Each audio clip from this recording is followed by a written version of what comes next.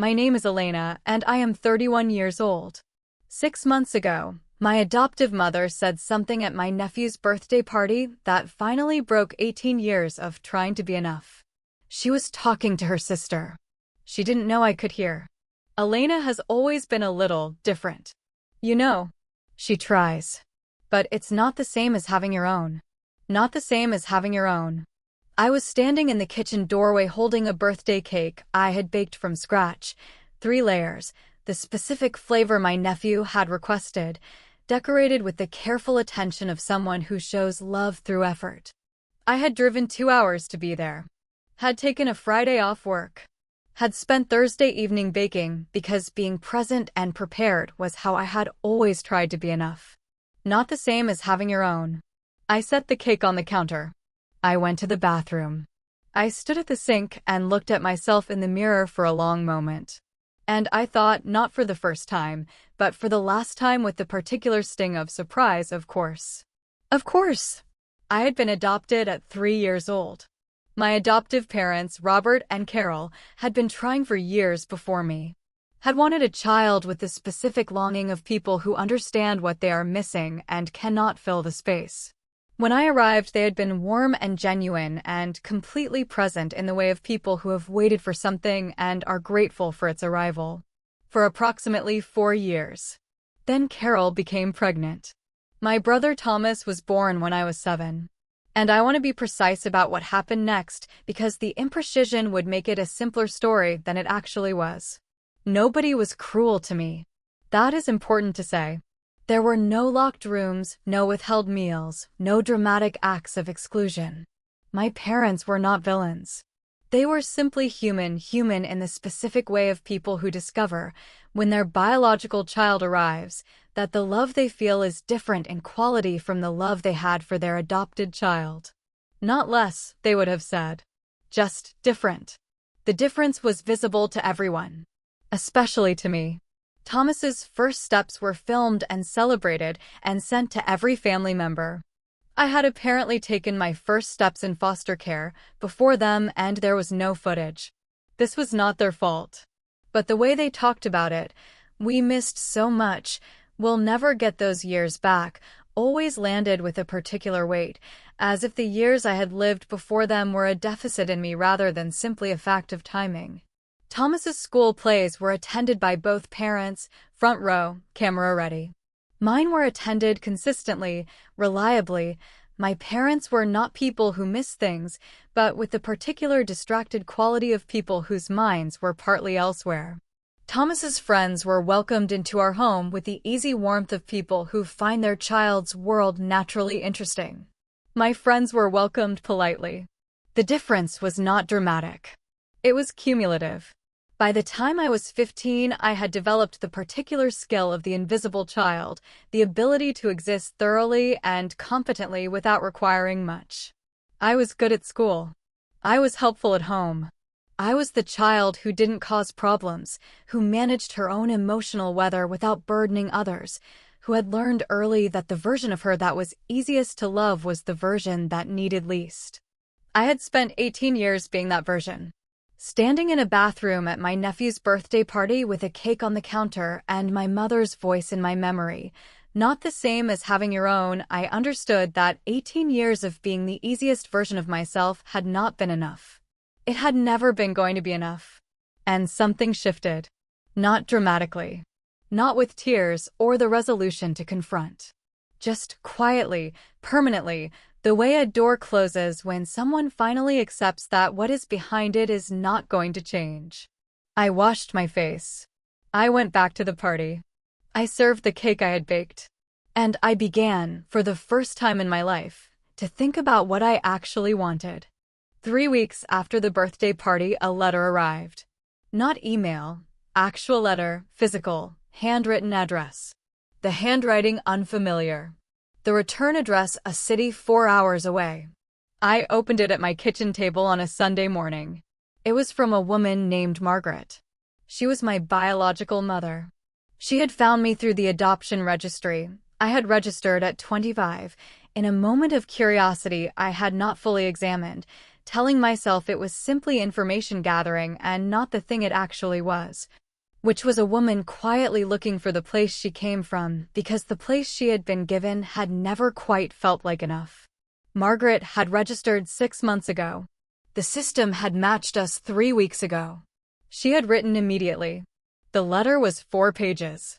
Careful, thorough, the writing of someone who had clearly drafted it many times. She wrote about the circumstances of my adoption. She had been 19, alone, without resources, making the decision she believed gave me the best chance at a life she couldn't provide. She wrote about the 31 years since, the years of wondering, of hoping I was okay, of the specific grief of someone who made an irreversible decision from love and has lived inside the consequences. She wrote, "I am not asking you to forgive me. I am not asking for anything. I am only asking if you would be willing to know that you are thought of, that you have always been thought of, that there has not been a single day in 31 years when you were not in my mind." I read the letter 3 times. Then I sat in my Sunday morning kitchen and felt something I had not expected. Not the complicated grief of the birthday party bathroom. Not the cumulative weight of 18 years of not the same as having your own. Something lighter. The particular feeling of a question you have been carrying for a long time being offered an answer. Not the answer, I didn't know yet what Margaret was, what she could be, what I wanted her to be. But an answer. The possibility of one. I called my best friend Jade. "A letter came," I said. "From my biological mother," I said. Silence. The particular silence of someone who understands the size of what they've just been told. "Elena," she said. "I know," I said. "What are you going to do?" I looked at the letter on my kitchen table. 4 pages of careful handwriting from a woman who had thought of me every day for 31 years. "I'm going to write back," I said. I told my adoptive parents 2 weeks later. Not because I needed their permission, I was 31 years old, I did not need permission for anything. But because not telling them felt like a dishonesty I wasn't willing to carry. My father took it quietly. Nodded. Said he understood. My mother's reaction was more complicated. She was not angry. She was afraid. The specific fear of someone who has suspected for a long time that what they offered was not quite enough, and is now watching that suspicion confirmed. Are you going to see her?" she said. "I don't know yet," I said honestly. "Elena," she stopped. Started again. "I want you to know that we love you." "I know," I said. "But," she said. I looked at my mother, Carol, the woman who had been warm and genuine at 3 and had loved me in the way she was capable of, which had been real and had not always been enough. "No, but," I said. "I know you love me. And I know it's not the same as Thomas. And I know you've never quite known what to do with that difference." I paused. "I'm not angry.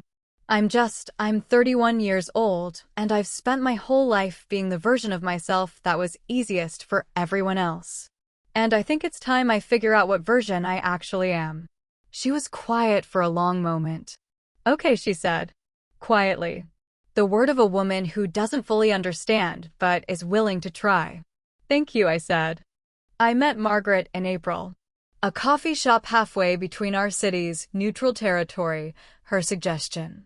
I had driven 2 hours with the particular focused calm of someone doing something significant and choosing not to catastrophize it in advance. She was already there when I arrived. I recognized her before I knew I recognized her. Something in the way she held herself. The eyes, I had my father's eyes apparently, not hers, but something in the arrangement of her face that was familiar the way a reflection is familiar, the way you recognize something that belongs to you. She stood when she saw me. We looked at each other across the coffee shop. "Elena," she said. "Margaret," I said. We sat down. The first 20 minutes were the careful conversation of 2 people navigating enormous territory with inadequate maps. We talked about the drive, the coffee, the weather, the ordinary social scaffolding that holds space while something larger takes shape. Then she said, "Can I ask you something?" "Yes," I said. "Were you okay?" she said. "Growing up. Were you okay?" I thought about the honest answer. "I was safe," I said. "I was provided for." My parents are not bad people. But, she said. The same, but my adoptive mother had anticipated. But I spent a long time being the version of myself that was easiest to love, I said. And I'm not sure that version was actually me. Margaret looked at me for a long moment. I've been afraid of that, she said. For 31 years. That the life I gave you wasn't. It wasn't your fault, I said. You made the decision you believed was right. What happened after wasn't something you could have controlled. She pressed her lips together. You're very generous, she said. I'm very tired of carrying things, I said. Generosity is lighter. She almost smiled. We talked for 3 hours. She told me about herself, her life, the family she had built after me. 2 sons, a husband, a small business she had run for 15 years. She told me about the years of wondering. About registering on the adoption database 6 months ago after her younger son asked her, directly, why she sometimes looked sad on a specific date every year. I told him, she said. About you. For the first time. What did he say? I said. He said, find her, Margaret said. He said you've been carrying this alone for 31 years, and it's time to put it down. I thought about a young man I had never met telling his mother to find me. He sounds like a good person, I said. He is, she said. They both are. I drove home in the evening light with the conversation replaying, not analyzing it, just letting it exist. The weight of it. The lightness of it. The strange particular feeling of meeting someone who shares your face and is a complete stranger and is not a stranger at all. I called Jade from the car. How was it? She said immediately. Real, I said. It was completely real. Are you okay? I thought about it honestly. Yes, I said. I think I actually am. My adoptive mother called in May. Not about Margaret. She had been careful not to ask about Margaret, had given me space with the particular effort of someone who is afraid of the answer and has decided that not asking is safer than knowing. She called about Thomas. My brother was getting married in September. She was calling about the wedding logistics, the rehearsal dinner, the particular organizational details that my mother directed my way because I was reliable and capable and the person in the family who handled things. I was hoping you could help coordinate, she started. Mom, I said. She stopped. I need to say something, I said. Before we talk about the wedding. Okay, she said. Carefully. I heard you, I said. At the birthday party. In the kitchen. What you said to Aunt Patricia. Silence. Long silence. Elena. Not the same as having your own, I said. I heard you say that. The silence that followed was the longest of our conversation. I'm sorry, she said finally. Her voice different from any version I had heard before, stripped of the careful management she usually brought to difficult moments. Just the words, plain and real. I'm so sorry you heard that. And I'm sorry I said it. Did you mean it? I said. Another long pause. Not the way it sounded, she said. I meant that loving you has always felt like something I had to learn. And loving Thomas felt like something I already knew how to do. And I said it wrong. I said it in a way that made it sound like you were less, and you were never, she stopped. You were never less. But different, I said. Yes, she said. Different. And I handled the difference badly. For a long time I handled it badly. I sat with that. Mom, I said. Can I tell you something? Yes, she said. I spent my whole childhood trying to be easy, I said. Trying to need as little as possible so the difference would matter less. So you wouldn't notice the gap between how you loved me and how you loved Thomas. She made a sound that was not quite words. You noticed, I said. It didn't work. And I'm tired of trying. Elena. I'm not going anywhere, I said. I'm not ending this. You're my family. Thomas is my brother. I love you. I paused. But I'm done being the easy version. From now on I'm just going to be me. And me is a person who has a biological mother she's getting to know. And a life she built herself. And feelings she's done filing away. My mother was crying. I could hear it, the quiet of someone trying not to show it and not quite succeeding. Okay, she said. Okay, Elena. And I'll help with the wedding, I said. Because I want to. Because Thomas is my brother and I love him. Not because I'm the capable one who handles things. I understand, she said. Good, I said. We talked for another hour. Not resolving 31 years, that was not possible in an hour, in a year, perhaps ever completely. But honestly. For perhaps the first time completely honestly. And when we hung up, I sat in my apartment and felt the particular lightness of someone who has put down something very heavy. Not because it was gone. Because I had finally stopped pretending it wasn't there. September. Thomas's wedding. I stood at the front of the venue in my bridesmaid dress, deep blue. Chosen by Thomas's fiancée Emma with the particular warmth of a woman who had always treated me as straightforwardly Thomas's sister, without any of the complicated qualification that sometimes accompanied that description in our family, and watched my brother marry someone who loved him completely. I cried. The real kind, uncontained, that arrived before I could arrange my face around it. Not from grief. From the specific emotion of watching someone you love be happy, the uncomplicated joy of it, available when you are not carrying so much else that there is no room for simple things. My father caught my eye from the front row. He smiled at me. I smiled back. My mother found me during the reception. She touched my arm and said, "You look beautiful." Not, "You look beautiful for someone who," not with the qualifier. Just the words, plain and offered without agenda. "Thank you, Mom," I said. She squeezed my arm. We were not healed. I want to be honest about that. 31 years of a pattern does not dissolve in 4 months of trying. It dissolves slowly, with consistency and honesty and the ongoing imperfect labor of people who have decided to do better. But we were trying. Both of us. Genuinely trying. That was enough for September. Margaret came to my city in October. Not to meet my adoptive family. That was a bridge we had decided to build slowly, one careful plank at a time. But to see me. To spend a weekend in my world, my apartment, my neighborhood, the coffee shop where I worked most mornings, the gallery where my design work was currently showing as part of a group exhibition. She stood in front of one of my pieces for a long time. It was abstract, layers of color, something I had made from a feeling I hadn't had words for at the time. Blues and greens and the particular warmth of something beginning. "This is extraordinary," she said. "Thank you," I said, without deflecting. "Did you always make things?" she said. "Yes," I said. "Always. It was mine. Nobody gave it to me and nobody could take it." She looked at the piece for another moment. "You got that from me," she said. Quietly. Not taking credit, observing. "I make things too. Always have." I looked at her.